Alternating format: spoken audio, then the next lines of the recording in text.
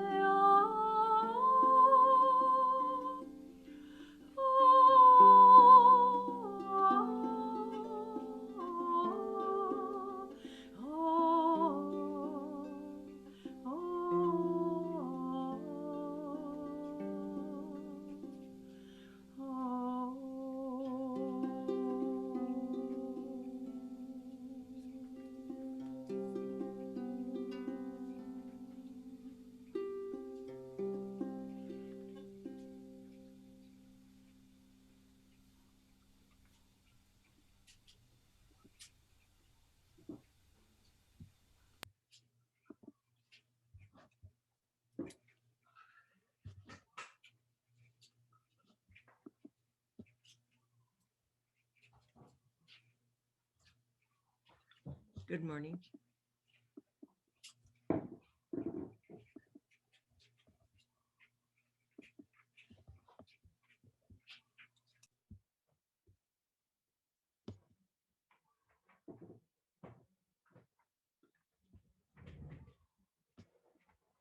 Good morning.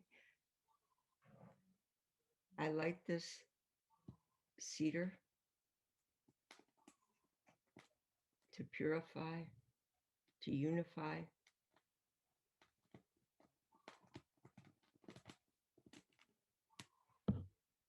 to open. We give thanks for the conversation between ourselves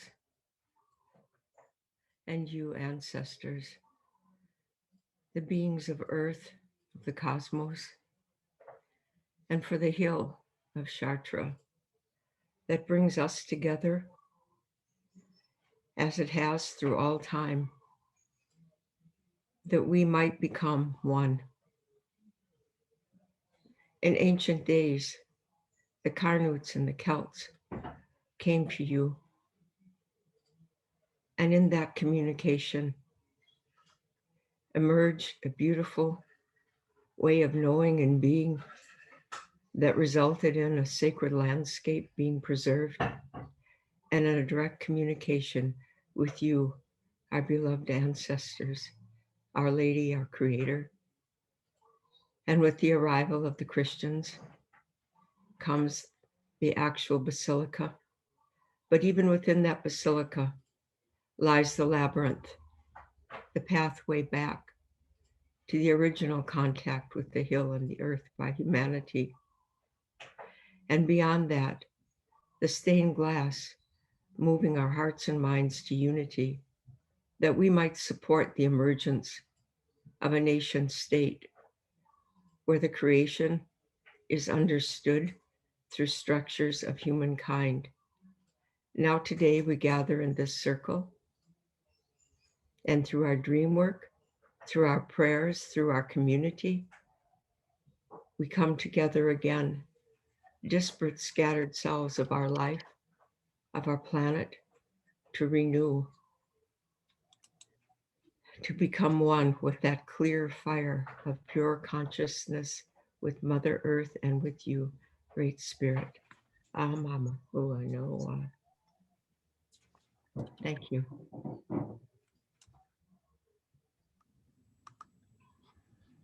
Thank you, Apila. Thank you, Ruth. Thank you, everyone. Happy Valentine's.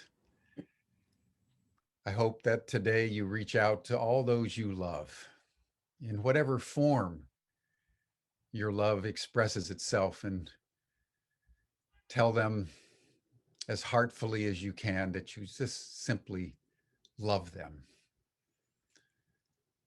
We're very gratified that our community call fell on such a day. For the past year, we've been caught up in the waves of turbulence of the pandemic. We've been in lockdown and in isolation and engaging in physical distancing and wearing masks, and been told that even if you're French, you can't kiss on the cheeks. So we're touching elbows. And today we just want to celebrate love. And I want to just pause and bring your attention to the great, vast Chartres Cathedral, and place yourself right at the heart of the cathedral, right before the altar. And you look up to your left to the great north rose window, and there is the Cosmic Mother. Take her in. And then turn to your right and look up to the great south rose window and the cosmic Christ. Take him in. And then feel the radiance, the depth of the love between the mother and the son.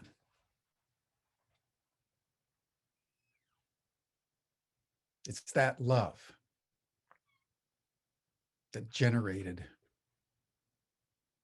Chartres as we know it. The understanding that everything that is because of love. Love is that which knits all things together. The sacred and the profane, the infinite and the finite, the entire spectrum of all of our emotions and psychological states. It is love that allows us to bind all of who we are and all of who we love together into a singularity that transforms us every single day into aliveness. So it's in love that I welcome all of you today on Valentine's. My heart feels very open with Ruth's music and Apila's invocation. And I express that love to each and every one of you. Our program today is very simple. We're going to hear momentarily from our court astrologer, Lynn Bell, who you all know, one of the founding core members of the Chartres Academy. Then we're going to hear from Apila again and several of her colleagues about the dream work that they've been doing. And then we're going to look ahead, Banafshe and I, as co-directors of the Chartres Academy, we're going to look ahead to our summer trilogy, which we're very, very excited about. And we'll be sharing the links to the 3 courses that we'll be having this year virtually in and around Chartres in South India and back in Chartres. So it's a very full program dedicated to the spirit of love. So thank you, everyone. Lynn, tell us what the stars and planets have to say to us today. There you go. Can you hear me? Yes. Hello, everyone. Well, today, as many of you know, on the new moon, which was Thursday night or Friday morning, depending on where you were, there was a coming together of 6 planets in Aquarius. And I'm sitting here looking at an image of the water bearers from the bottom of the Mary Magdalene window. Because Aquarius is about where we connect with the source and then distribute it to others. And I just suddenly had this image of walking down the steps behind the cathedral. And as you go down to the bottom of the steps, there's an old fraternity. And there's a well there that during World War II, when Chartres was bombed, everyone had to go to that well to get the water. And there are moments where we're all looking for the source. That's one of the reasons we come together here. One of the things that's wonderful today is that Mercury is retrograde, but it's on the exact same degree as Jupiter. So we say in astrology that Mercury is neutral. Mercury is good with the good and bad with the bad. And Jupiter is a planet that opens us to the highest possibility. And a friend of mine just sent me something from the Portland newspaper today, that the city of Portland is thinking about selling some of its resources of the waterfront and redistributing the wealth of the city to help the poor Black community in Portland, to redistribute wealth. And this is very much what Aquarius is about. It's how do we distribute what is available to us? How do we think differently about what we can tap into and how we move it along down the chain of being and the chain of relationship? So even if the past few days there's been a certain amount of, for some people, upheaval or disappointment, there has nonetheless been something put before us to choose. Where does our energy go from now? Where do we connect to the source, whether the source is in the Holy Mother, as Jim says, in love, in Christ, or drawing deep in the well, going back to ages, ages upon ages of the very roots of the earth. So our thinking is going, just a little technical thing, Mercury will then keep going backwards towards Saturn. So it doesn't quite get there. And as you know, there was a Jupiter-Saturn conjunction at the end of December, bringing in a new 20-year era. And Jupiter and Saturn represent principles of contraction on the one hand, Saturn, law, rigor, and Jupiter, on the other hand, faith and generosity. So Mercury is going to go back and sit right between these two before it starts going forward again to meet Jupiter on March 4th. So we have a process going on now about how we start moving, how we can think about moving energy throughout the community, our community, but also the larger community of people and living beings in a new way. So.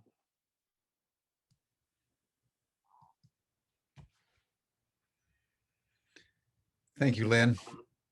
It's always good to get these insights from the planetary alignments, and you do it so skillfully and simply. So thank you. We had a wonderful live workshop with Lynn about a week or so ago that was very, very well attended. So thank you all for those of you who joined us for her astrological overview of 2021. Given the turbulence we're undergoing, given the vicissitudes of politics and economics and ecology and public health, we feel it's important that we stay attuned to the larger cosmic alignments and influences so that we can gain whatever wisdom we can glean as to how we navigate through the world in which we find ourselves.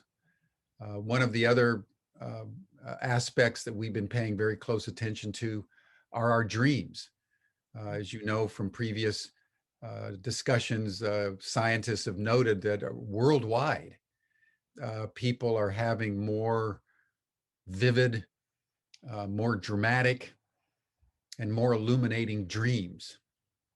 And Apila, who has been curating our dreams since the very beginning of Chartres, has been developing and refining the Chartrean dream work with her colleagues. She'll be back in Dialectica, which we'll be talking about in just a little bit. But we thought, along with Lynn, on the astrological side of things, it's very important for us to track our dreams. So I'd like to now turn it back over to Apila for her and her colleagues to share with us what they're finding. Apila? Good morning. About 15 years ago, we began doing dream work at Chartres, just simply listening to dreams. And what happened to us there has happened to all of the waves of people who have paid attention to this site, a mystery. And the mystery that we became involved in is the mystery of dream work. Just like the stained glass windows mark the cathedral as a spot of illumination and of wisdom and of knowledge, so do the dreams today.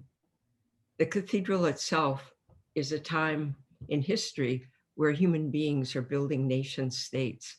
So the inspiration, the revelation that came to people then was put in an edifice. Today, the needs are different for human beings. We have a need to come together, to unify the dissociative parts of ourselves, and to reestablish genuine, loving relationships with each other and with all of life. And this is the real miracle of the Chartres dream work. It is an actual ceremony based in my indigenous Oneida practices, and then something more happened there. And we're going to share what that something more feels and looks like by way of a workshop, a virtual workshop we conducted with Dr. Jürgen Kramer, who will be speaking shortly. And now to introduce what happened to us is Beth Duncan, who is the scribe and the co-narration creation person with me when we produced the video to reflect back at the end of each dream session, the composite of what the dreams have communicated. So with that, Beth Duncan. Good morning, everybody. I think I'm off mute. Yeah. And happy Valentine's Day. It's great to be here with you. It's snowing and icy on the East Coast, and I'm dreaming of Chartres and the beautiful heat in the summer when we're together. As Apila said, the dream work has really evolved over the last 15 years. And during this time, during the pandemic, we've been doing virtual circles. And we started that not knowing what to expect, especially because a lot of the dream work that we've been doing has been with groups that don't really have necessarily a unifying, overlighting event to kind of hold it together other than the virtual circle. So what was happening during the pandemic dreaming that we started earlier this year, I think it was, or actually early last year, it was profound what we started to find, that the directives were becoming clearer and clearer as we were describing and going through the process of looking for the overarching narrative that was coming through, or I should say an overarching narrative. There are many that come through. We were just really profoundly blown away by what was appearing.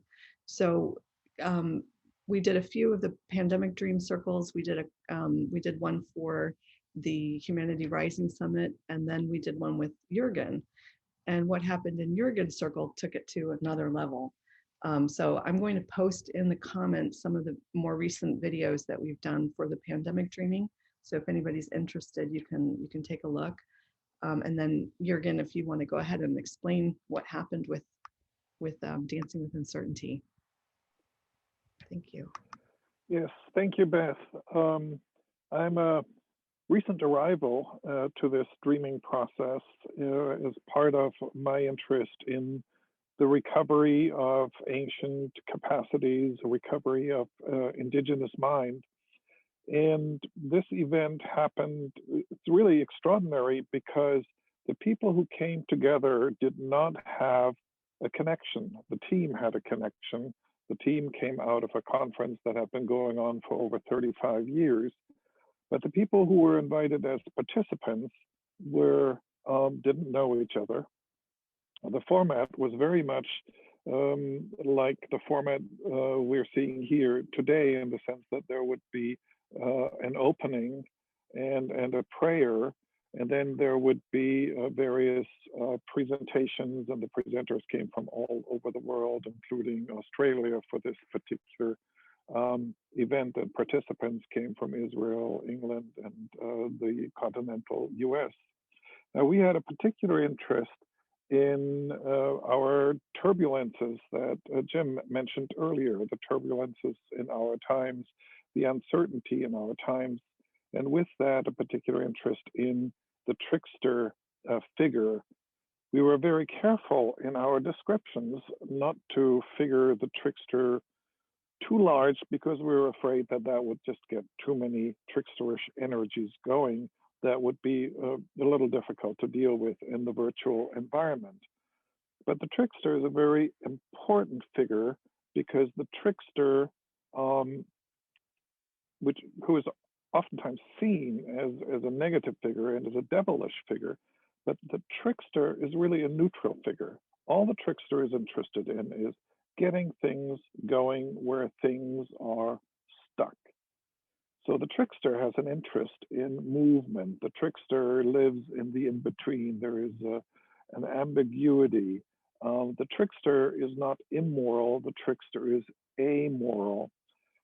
And really, when we're talking about recovery of co-creative participation in knowledge, the trickster is an inevitable ingredient. And I was fascinated with the dream process that comes out of Chartres and the sacred site there.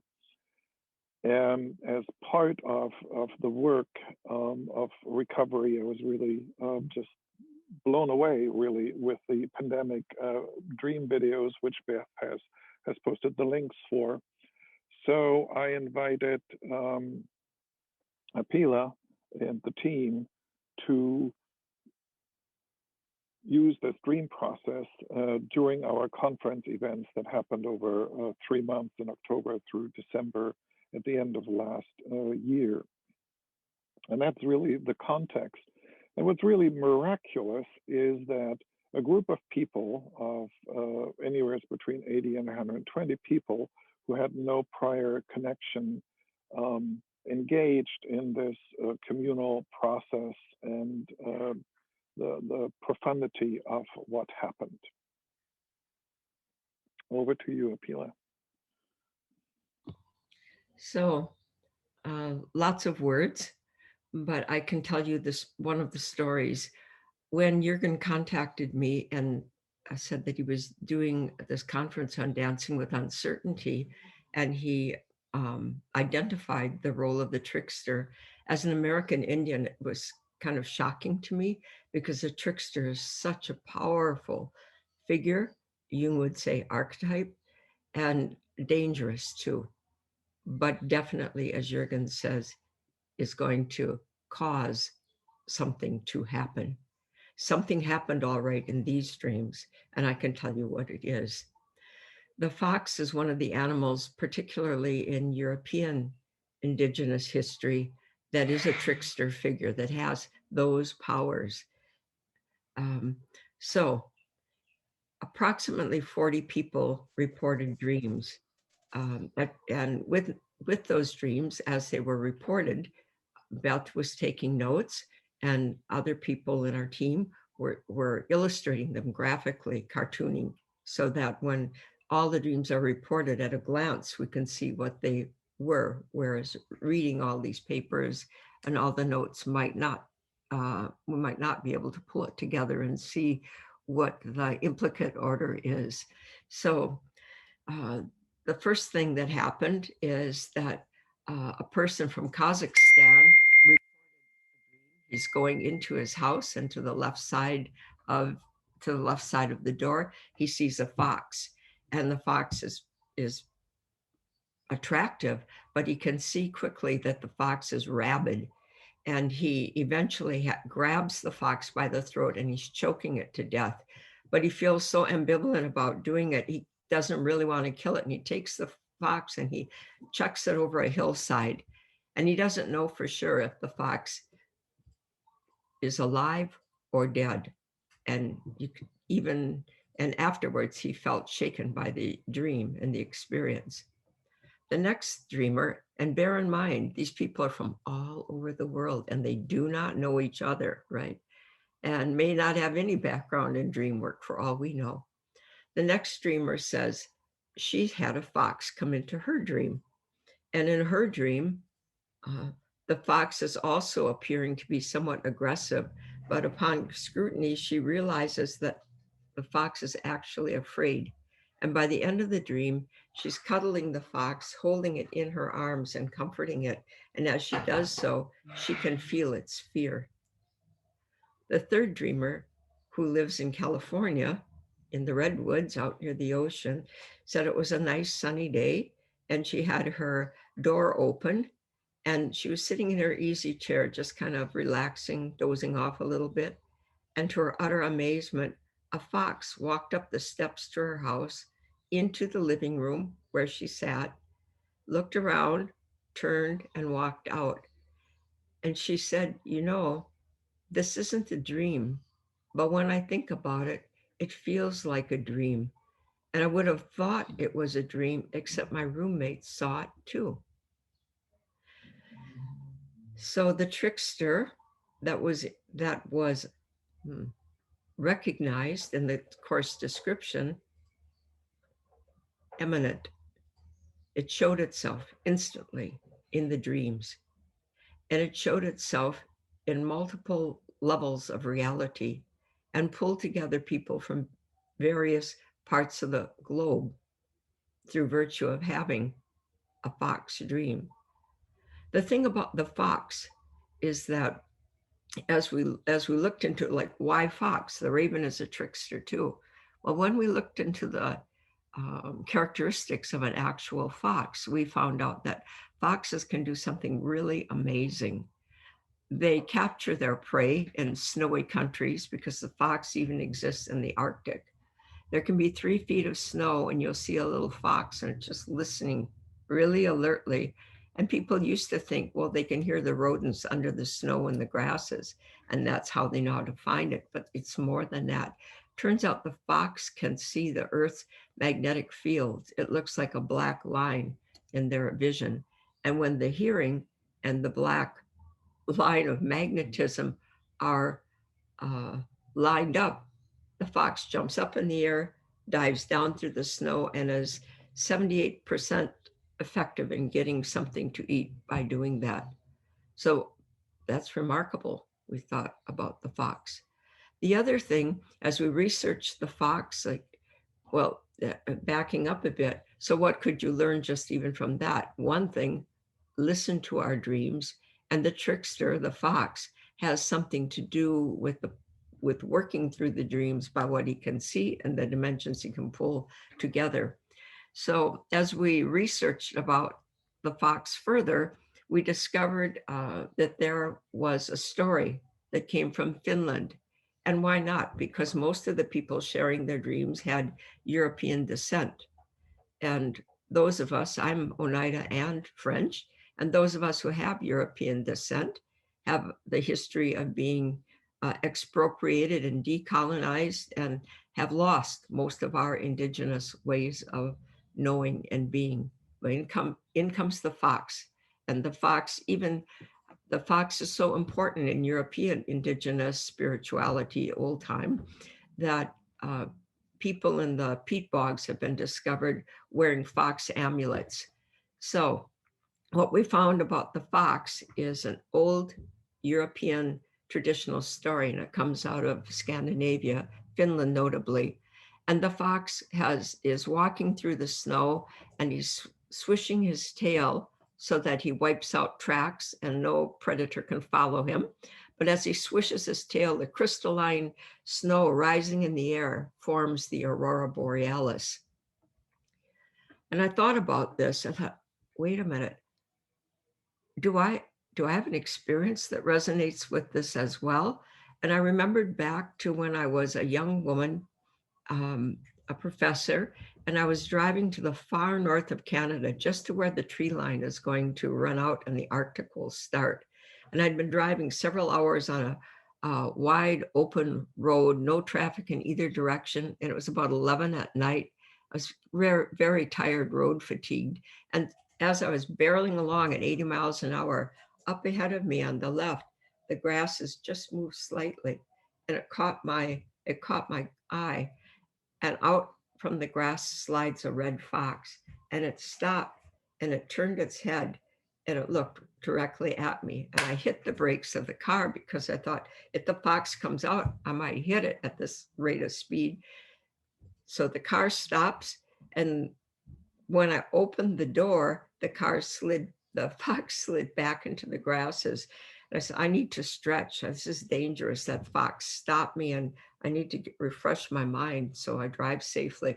So I got out and I started to stretch like this. And as I did, I looked up, and the whole sky was filled with swirling aurora, blue, green, purple, red, just zinging through the nighttime sky. That was my experience of the fox and of that story. And a bit later, Beth sent a link, and the link was of a video.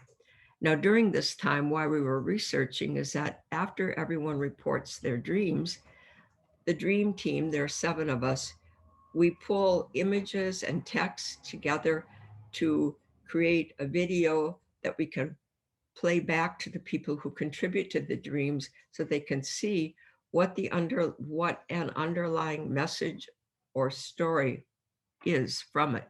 And why a story? Because the narrative begins to pull us together again.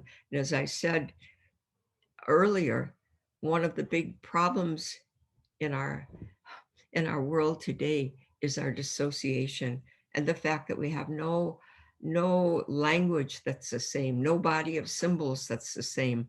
The dreams bypass all of that, and in this case began to pull us together individually, and more importantly, probably collectively, from all over the world and virtually.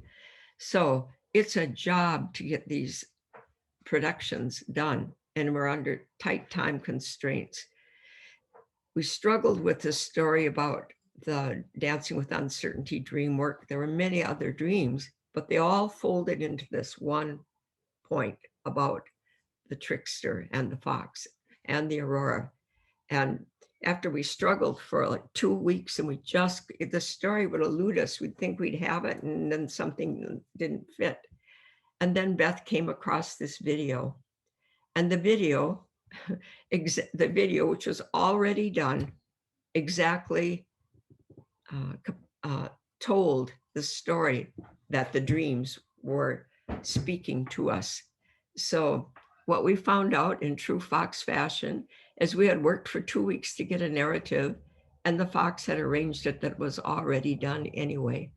So we invite you now to enjoy this video, and you can follow up with links Beth's posted in the chat.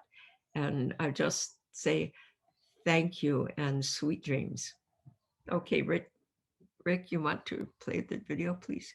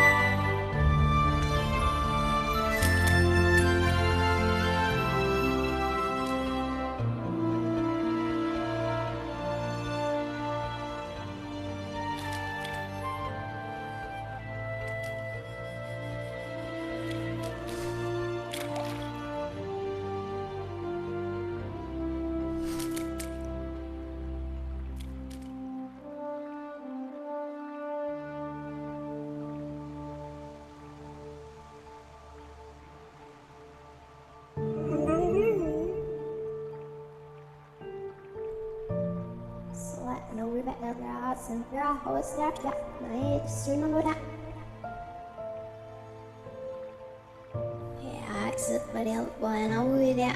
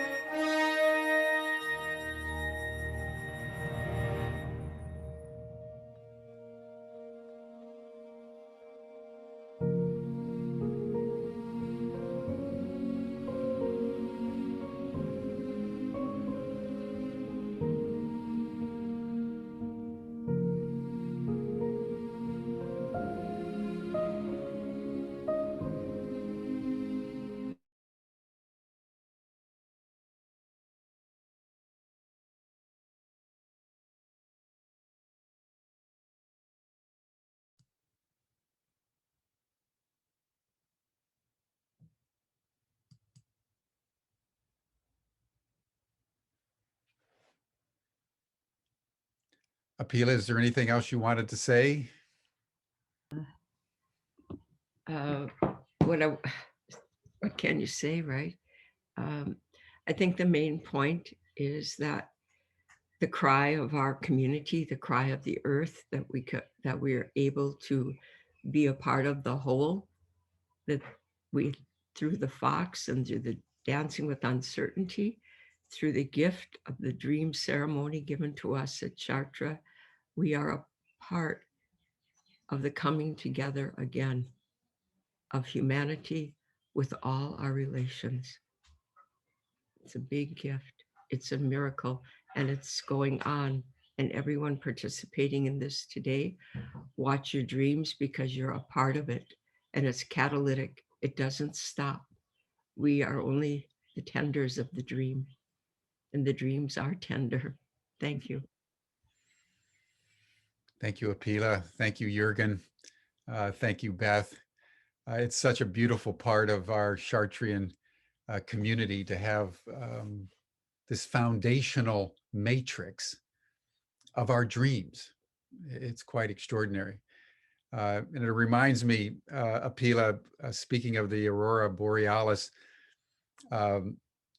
we have a house full of folks here in San Anselmo, and being Valentine's, I went out to get some wonderful donuts from Johnny's Donuts, very famous local uh, pastry shop for everyone. And while I was waiting in line, a man ahead of me had gone in and gotten his donuts and came out, and he had two beautiful dogs on a leash. And as he walked by, I noticed that one of the dogs had a long tail, and the underside of the tail was blue, beautiful azure blue. And I didn't say anything. I was just admiring the dog and the blue tail. And I assumed that it was somebody had colored it. And somebody else commented, and he says, no, that's natural. This is a very rare form of dog. And he said the species, but I didn't catch it. And we all just marveled at this dog with a beautiful blue tail. And so it just came to my mind in the resplendence of the Aurora Borealis, the beautiful colors. And I took it as a good omen that I was graced by this unusual apparition of beauty this morning, doing something as mundane as going out for donuts. So thank you. You know, this is so important, everyone, as we turn now to our summer trilogy, to contemplate love as we're contemplating today, to understand the movements of the planets, to understand the movements of our own psyches. The movements of the planets affect our dreams, to help shape our dreams. There's a whole body of thought that is emerging that, when you have a thought or you have an emotion, is it coming from inside you or is it sweeping through you from one of the sun rays or the gravitational electromagnetic pull of one of the planets coming into a particular alignment with your particular psycho emotionality? Maybe our dreams comes from Venus or come from Mars or come from Jupiter, depending on what the alignments are. It's all interconnected. So we try to continually remind each other of this. And it was in this spirit that we contemplated very deeply. Banafshe and I and Claire and Bob and Georgie and Shelley and Anne and Peggy, Ruth, and those of us who are, accountable for the course development, about what kind of courses should we have for 2021. And it seemed to us that it needed to be a meta theme that would, like our dreams, like our astrological reflections, empower us as we continue both individually and collectively to move through this pandemic that is showing itself to be extraordinarily intractable. We're almost getting used to it now. But just in the last 24 hours, it claimed the lives of over 3,400 US citizens in the US alone. So it continues to have a profound effect. As I mentioned at the beginning, one of the most fundamental consequences of the pandemic has been on our relatedness to each other, our relatedness to our own bodies, our relatedness to the natural environment, lockdown, isolation, physical distancing, masks, not being able to engage in the most simple and traditional forms of embracing and touching each other when we come into a meeting with one another has really challenged us. And one of the things we're dealing with on Humanity Rising, which I would encourage all of you to take the time to listen to every morning at 8 a.m. Pacific, 5 days a week, is mental health.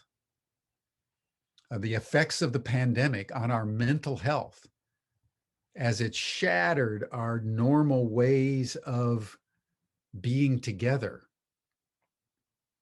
in relationship, has been profound.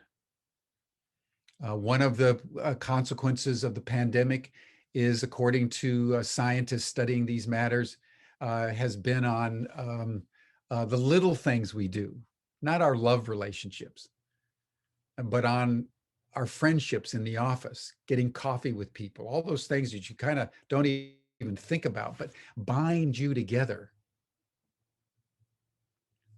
is being fractured.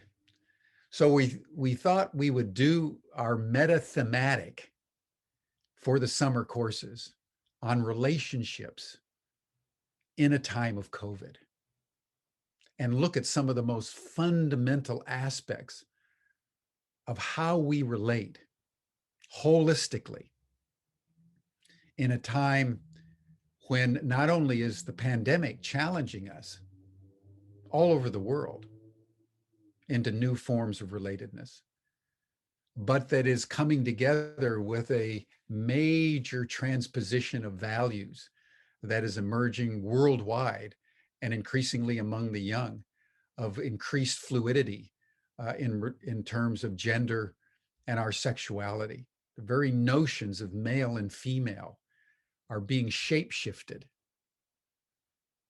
as more and more people around the world are experiencing fluidity in the very bedrock of their gender and their sexual orientation.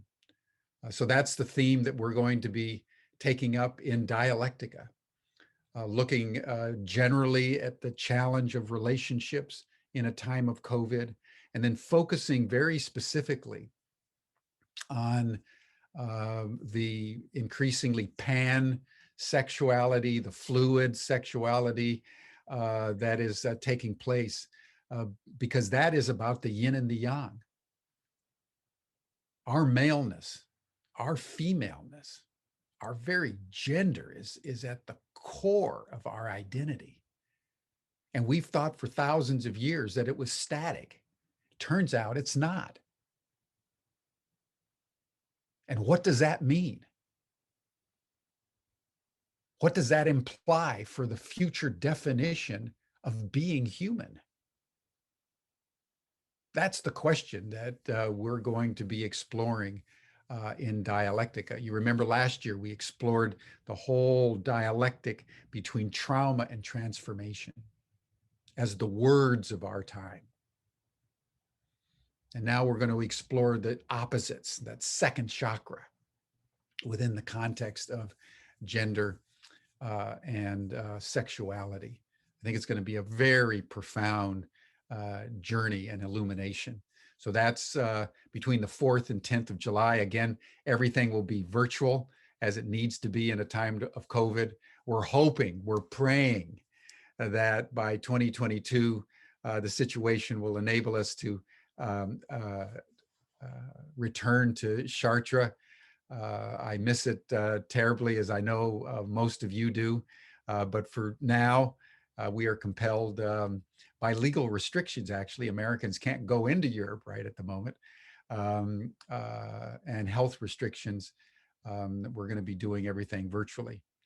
And then several weeks later, on the 28th through the 31st of July, we're going to go to South India with Andrew Harvey. No one knows South India better than Andrew Harvey. He was born there. He's a master, as you know, those of you who know him, he's a master of Tantra. He's a master of Shiva. So we're going to have a virtual pilgrimage with Andrew Harvey on the dancing grounds of Shiva and look at the tantric aspects of relationship.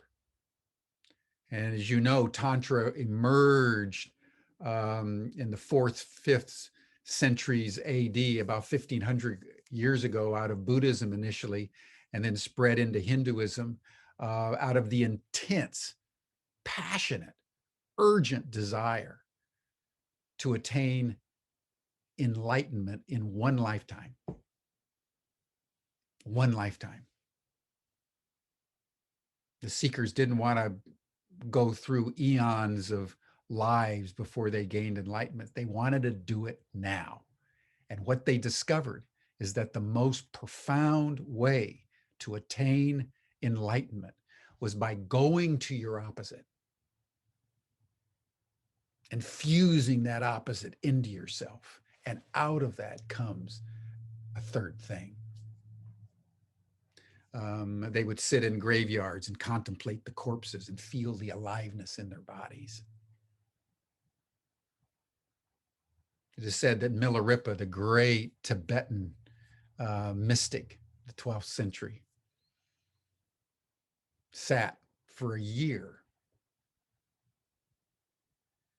looking at the bones of his mother, contemplating the mysteries of existence and that death-life dialectic. So with Andrew, we're going to dance with Shiva in South India and visit some of the beautiful temples that he knows so well, so lovingly, and so intimately. And then on the 12th of August, we're going to return to France. And for that description, I'll turn it over to my distinguished colleague, Banafsheh Sayad. Banafsheh. Thank you, Jim. Yes, we will be back focusing on Chartres in probably the holiest week in Chartres, which is the week of the Feast of the Assumption of Mary. So from the 12th to the 18th, we'll gather together, and we won't be able to go to Chartres, as Jim said, but we will through our shared hearts, create the virtual cathedral, this energetic field that will feed us and create a container for us to bring healing to our relationships, especially the wounded relationships, and find the elixir, the alchemical elixir that, like a healing balm, can bring healing, to explore what it means to be a friend, regardless of the regardless of the relationship that we are in, whether it's a relationship with our mother, with our father, with our siblings, or with friends. How can we open to being a friend to ourselves, a friend to others, a friend to the earth? So basically, through this, in our gathering, in our time together, we will take inspiration from the Assumption of Mary and metaphorically look at the meaning of what does it mean that the Assumption, with its representation of matter lifting up to spirit, this union of the physical and the spiritual, this union of body and soul. How does that manifest in the way we relate to our bodies, the way we relate to each other, and the way we relate to the earth? So bringing ourselves into right relations is our focus, and we'll look to the Black Madonna to inspire us. We'll explore her healing dimensions, and to bring together the journey from South India to Chartres. We'll also look at some of the Eastern representations of the Divine Feminine. We'll look specifically to Tara and Kuan Yin as representations of healing, and explore parallels between the two of them and the Virgin Mary and Black Madonna. So these are some of the themes we'll explore, and it'll be through dance, through song. Ruth will be with us. She will lead us. She will inspire us with music, and hopefully also lead us into singing. I'll be leading dance and sacred embodiment, and we'll have the amazing Peggy Rubin bring us into sacred theater, and Baring will be lecturing for us, as well as Andrew Harvey and Jim Garrison, and Kaylin Rain will take us into the labyrinth. And I'm hoping we will have other faculty members as well. So when you look at the page, know that it's in development. There will be more added, more to bring in, to really explore the alchemy of healing our wounded relationships. So I hope that you can be with us in these three courses that we've designed. I also want to say a few words about the rose circles that we will be doing. Starting, the first one will be on the spring equinox, March 20th. And it'll be a free offering. Everyone is invited. We'll be exploring the rose, all the way from the cosmic rose to the rose in our hearts. So the different symbolisms of the rose, and share together through art and music and dance. Anne Baring, Peggy Rubin, and Ruth Cunningham will be with us, and we will open the circle to whoever wants to join. In addition to that, I'm doing a whole series of a whole series called Radiant Embodiment, that is a Dance of Oneness course, which is in partnership with Ubiquity University. And that starts on March 9th. I'm going to put the link in the chat. It starts on March 9th, and you can join on a monthly basis or for the whole 8 months. So thank you so much. Thank you, everyone. Happy to be with you on this love day. Thank you, Banafsheh. And I've put the various links to the courses in the chat at various points in the program here today. There's a link that is about just the summer trilogy that you can look at, that has access to the different courses. And then I've put the links in for the individual courses, Dialectica, the dance with Shiva in South India, and then Madonna Rising. And we'll be getting up the link for the Equinox Rose Circle shortly. So we encourage all of you to join us. You remember last year as we all went through the summer courses together, how we kind of built the energy from Dialectica to that first pilgrimage in the Dordogne to Madonna Rising, and then the Mary Magdalene pilgrimage. It was a wonderful thing to go through these different experiences together. And that's our hope, is that from the comfort of your own home and the safety of your own home, you can enjoy the community that we've been building here in the Wisdom School in our Chartres Academy over the years now. And we will go through the various experiences together and come out the other side just more whole, because we've attended to building relationships. I'm sure all of us have had relationships challenge us over the past year. I certainly have, very, very profoundly. And so looking at relationships in a time of COVID feels to us to be of profound importance to our hearts and our souls.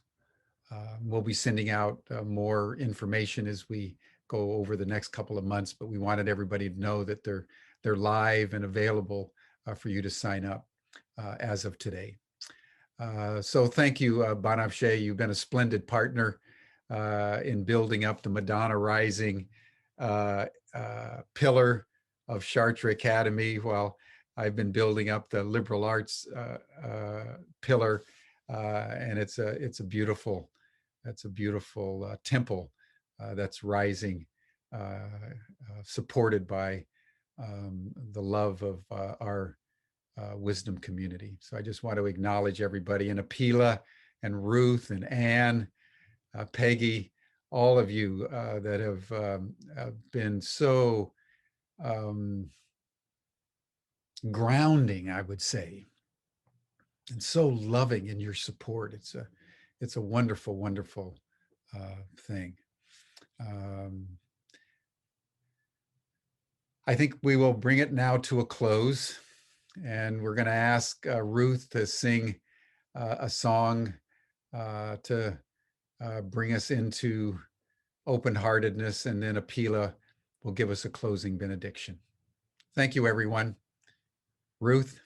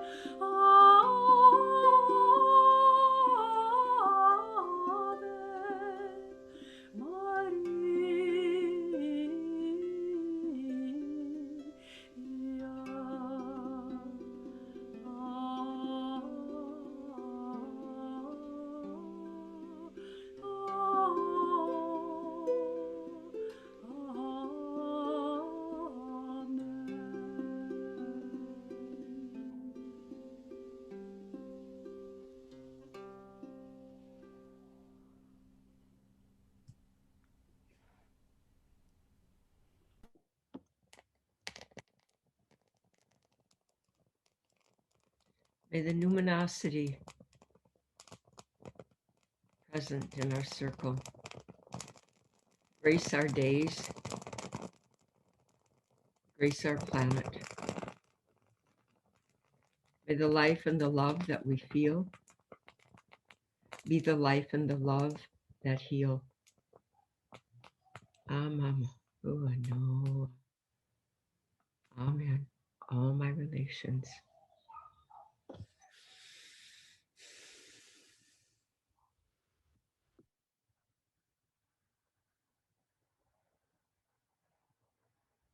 Thank you, everyone. We'll see you next month.